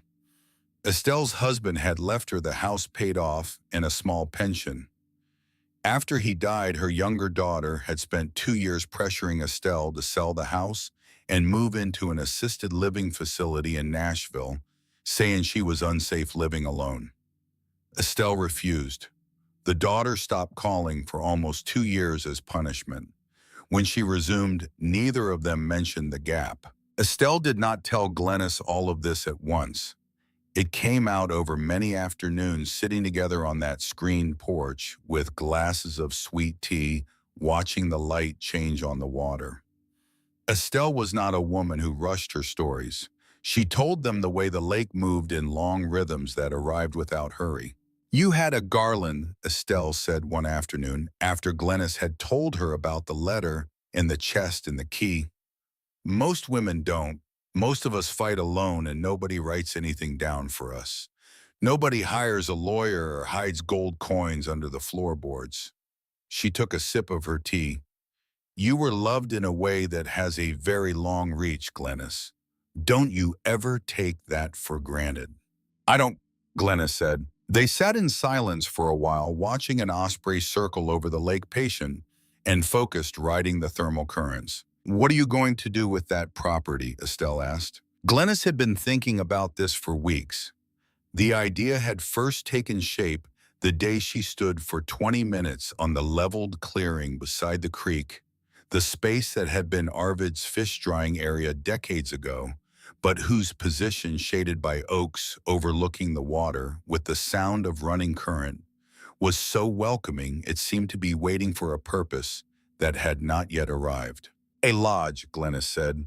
"Small, simple, built from the materials on the land. 8 guests at most. Boat tours on the lake with Lamar. Meals that I cook. And a porch where women like us can sit and look at water and not explain anything to anyone." Estelle turned to look at her. The osprey dove, hit the water rose with a fish, and flew toward the far shore. "I would come to a place like that," Estelle said. Glennis presented the idea formally in November at the kitchen table in Bernice's house, with Lamar and Bernice and Ardith and Gavin Dunlap, a local builder in his 40s who was quiet and competent, and reminded Glennis of Garland in the way he handled tools. They ate a pot of fish stew Glennis had prepared with cream and herbs from the garden she had planted beside the storage house, and Glennis laid out her plan. Ardith, who had been running a general store for 30 years and knew the tourist economy of the lake region, the way Lamar knew, the water said a lodge like that can charge whatever it wants. Private lake access with real food and a boatman who knows every cove, the tourist money is there. "I don't want to charge whatever I want," Glennis said. "I want to charge what is fair." "Fair in lake country is expensive," Lamar said, and let out the short laugh that Glennis had come to recognize as his way of making something true without making it heavy. Construction began in December. Gavin Dunlap and 2 local helpers did the building. Glennis followed every stage, sometimes intervening with an opinion about placement or materials, sometimes simply watching with the evaluating eye she had developed over decades beside Garland.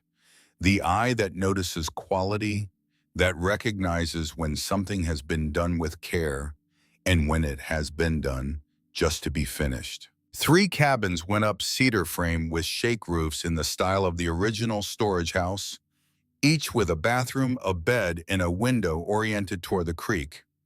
The storage house itself was preserved and restored. A few rotted planks replaced the shake roof, reinforced and converted into the communal heart of the lodge.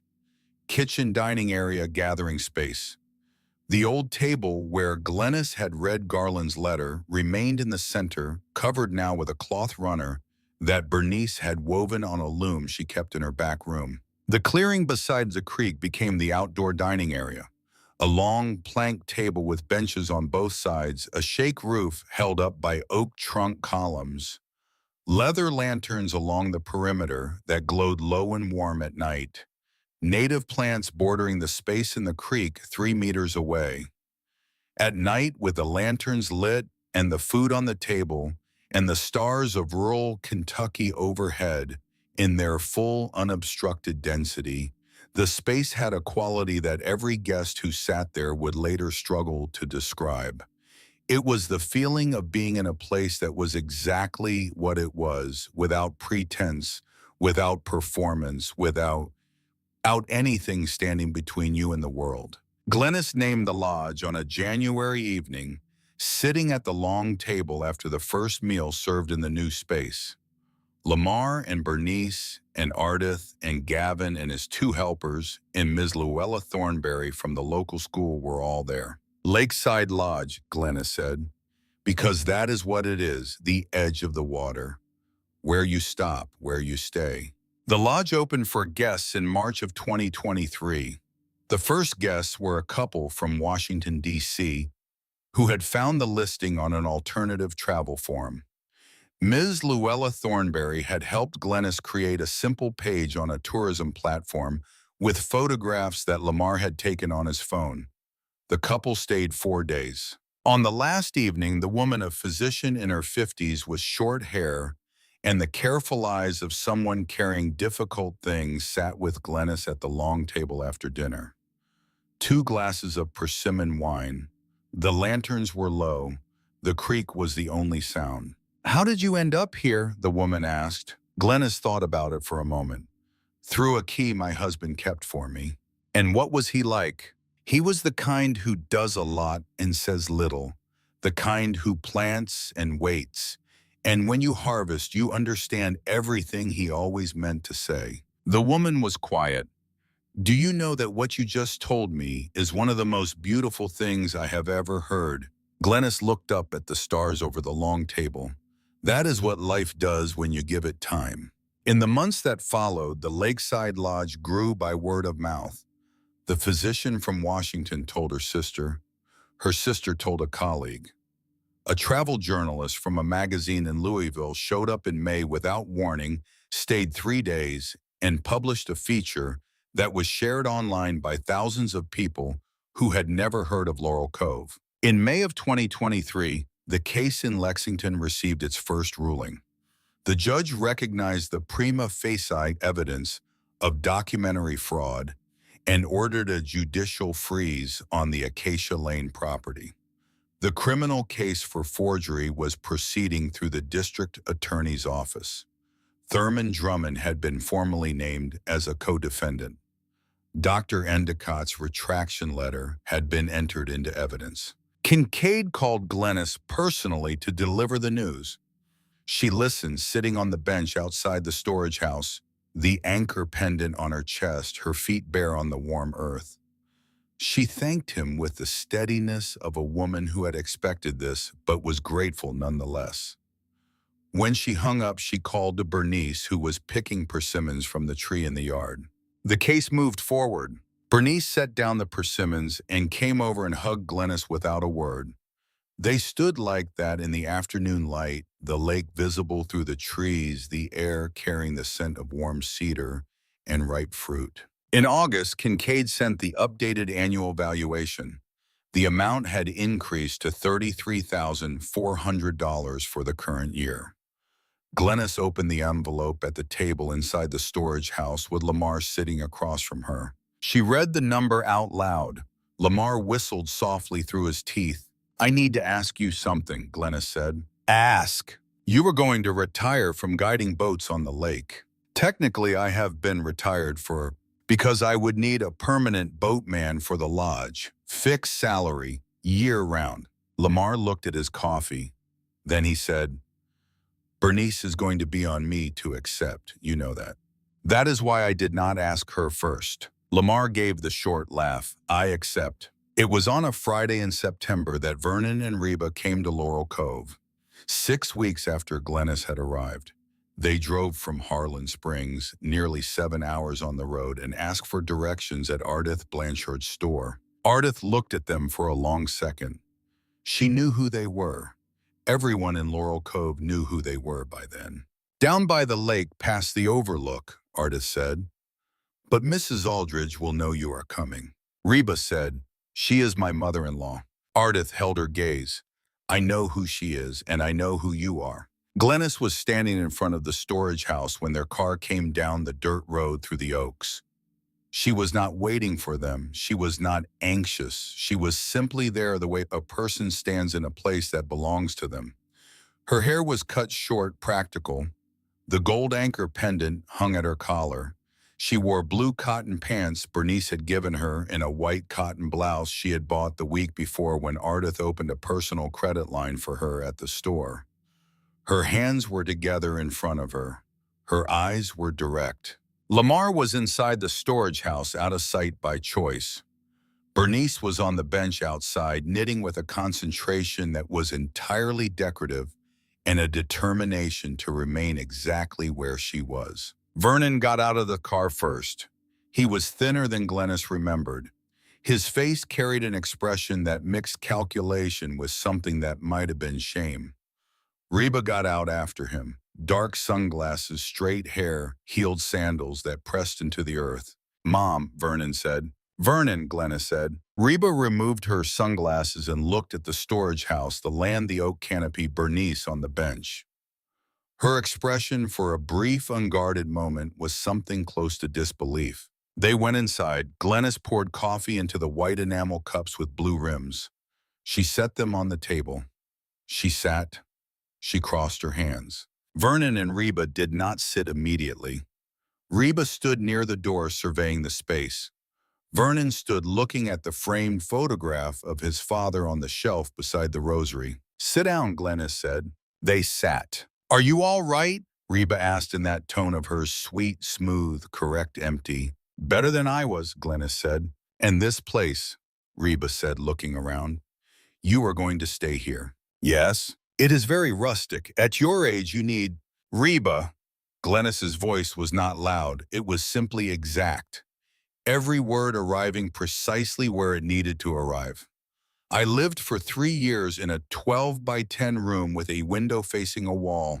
Do not tell me what I need. Reba closed her mouth. I am going to be direct, Glennis continued. Not because I like conflict. I never have. But because I am too old to waste time on detours. She told them, calmly, without anger, with the precision of a woman who had spent weeks preparing for this moment and was now delivering it the way Garland had laid bricks. One fact at a time, level and true. Attorney Kincaid had filed the lawsuit. The protective order freezing the Acacia Lane property had been issued. The petition to nullify the fraudulent title transfer was underway. Attorney Kincaid has complete documentation of how the title was altered. He has the name of the notary agent. He has the date. He has the forged signature. She paused. She looked directly at Reba. And he has the name of the person who arranged it. Your father, Reba. Thurman Drummond. Garland knew. Reba's composure cracked for the first time Glennis had ever seen. That is, Thurman was just advising. She stopped. She had heard herself. She had just confirmed what Glennis said. Glennis turned to Vernon. Those documents exist because your father, who loved you more than you deserved, had them prepared. Because he knew his own son better than the son wanted to believe. Vernon did not move. He did not speak. He sat at the table in the storage house his grandfather had built with his hands flat on the wood surface in a posture that was, Glennis realized with a pang, identical to the way Garland used to sit. It is not revenge, she said. I did not come all this way for revenge. I came because this key your father left me was the path he built for me, and that path led to a place he prepared with decades of quiet work and love. What happens with the house on Acacia Lane will be resolved through the courts in the proper way. You can hire whatever lawyer you want. The documentation is what it is. The judge will decide. She paused again. This was the hard part. Harder than the legal facts, harder than the confrontation. This was the part where she had to say what she felt, not what she knew. I do not want anger, Vernon. What I have is longing for how you used to be before you became who you are now. For when you hugged me and meant it, For when what was in your eyes when you looked at me was love, not calculation. Vernon breathed in deeply. And in his eyes, for the first time since he had arrived, perhaps for the first time in years, there was something that was not calculated. It was the expression of a boy caught doing something he cannot undo, but older now and more exhausted than any boy. It was real shame. And beneath it, perhaps something that had survived from the child who had stood in the living room at 10 years old and looked at a blue bicycle with ribbons on the handlebars and hugged his mother with everything he had. But it was not enough. Whatever it was not enough to produce the words that the moment required. And Glennis, who had loved that child her entire life, knew it. I want you to leave now, she said. Not in anger. I have no anger toward either of you. But this place is mine. This land is mine. This process is mine. When the judge decides about the house, I will let you know. Until then, you do not need to come here again. Reba was on her feet before Vernon. She took her bag, put on her sunglasses, and looked at the storage house one last time. The table, the hearth, the photograph of Garland, the pendant on Glennis's neck, the herbs drying on the shelf. Her expression behind the dark lenses held something that Glennis chose not to interpret, but that carried in that moment less calculation than anything Reba had ever shown her. Vernon stood slowly. The coffee in his cup was untouched.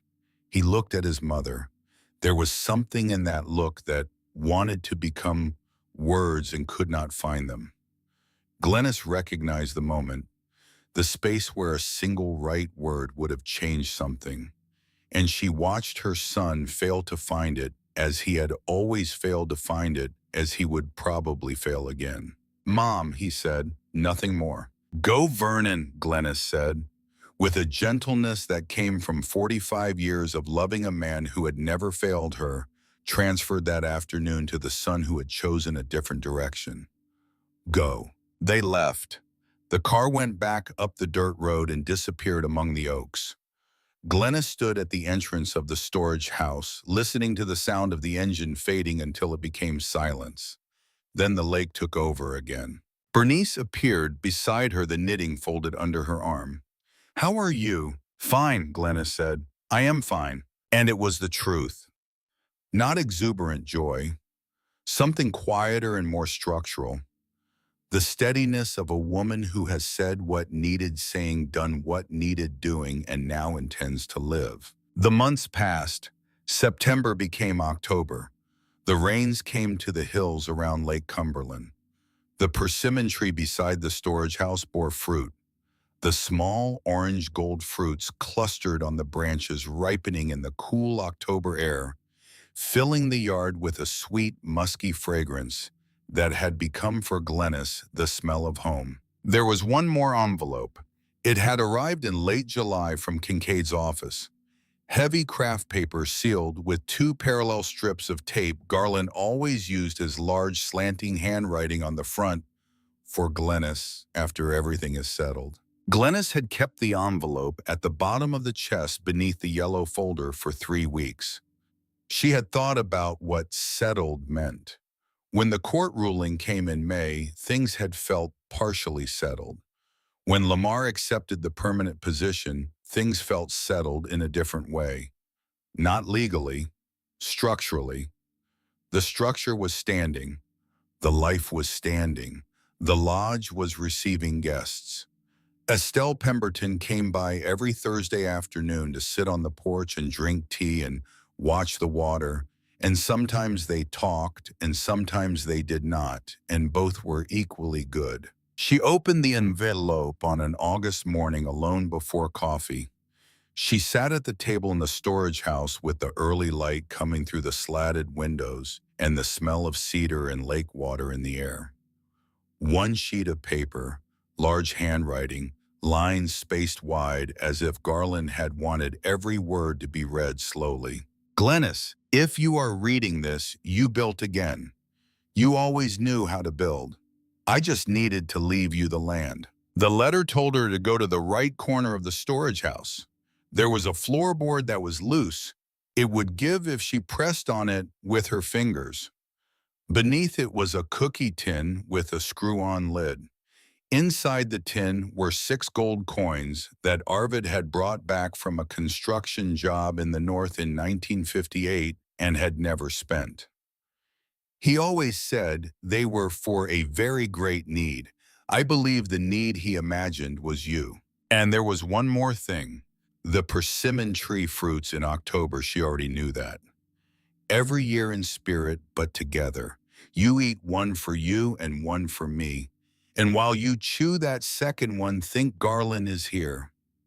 He never left. The letter was signed with all the love that fit in 70 years, your Garland.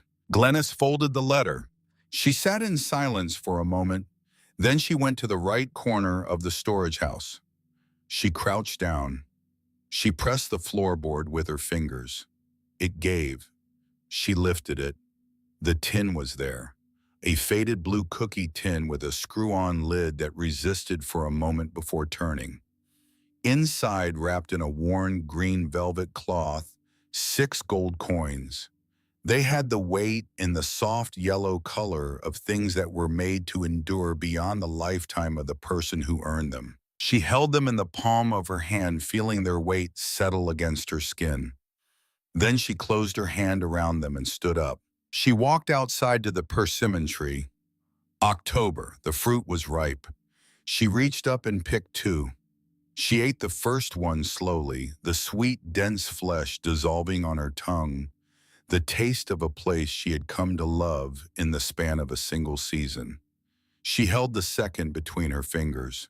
Small, orange gold, warm from the sun. This one is for you, Garland, she said. She ate it. The October sun fell at an angle over the land, gold and slanting the particular light of autumn in the Kentucky hills that makes every surface glow as if lit from within. Birds sang from the creek. The water ran. Somewhere beyond the hills, the lake stretched white and blue, waiting for the next rain to replenish what the summer had taken. Glennis stood in the yard of the storage house with her bare feet on the earth, the gold chain on her neck, the wedding ring on her hand, the coins closed in her right fist.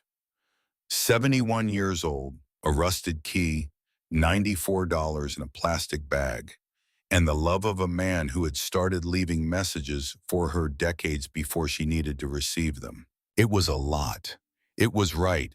It was, she thought, never having been forgotten. The storage house that had been a ruin was a home.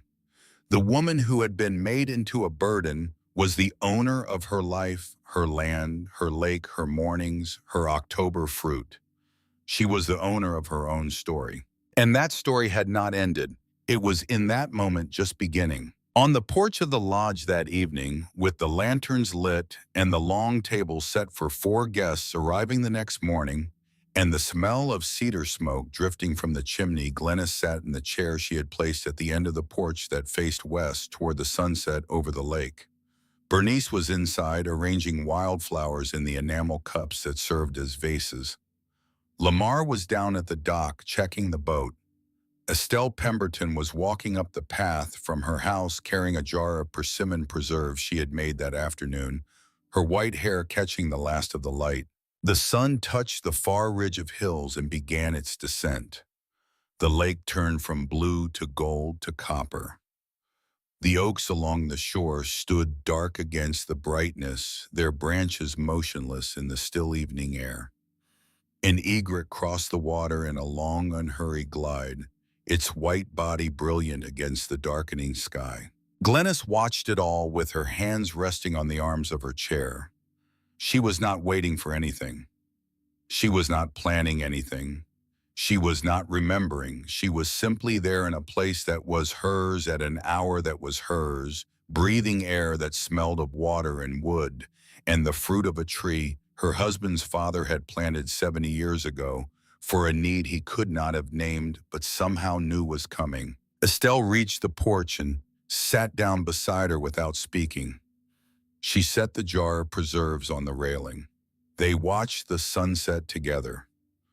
Two women on a porch overlooking a lake in a place where no one asked them to explain themselves, where no one closed the doors, where the only sound was the water and the wind and the occasional call of a bird settling in for the night.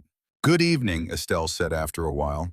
Good evening, Glenna said. The sun went down. The stars came out first, one, then three, then all of them, the full canopy of a rural Kentucky night undimmed by city light, stretching from horizon to horizon in a display so vast and so ancient that it made every human concern seem both insignificant and precious at the same time. Glennis sat beneath those stars for a long time. She did not go inside until the air turned cool, and Bernice called from the kitchen that the coffee was ready. She stood up slowly, looked at the lake one more time, silver now, under the starlight, and walked inside to the warmth and the light and the smell of coffee and the sound of Bernice laughing at something Lamar had said, and she closed the door behind her gently, the way you close a door on a house that you built, that you earn, that you will not lose, that you will fill every day with the particular, unrepeatable evidence of being alive.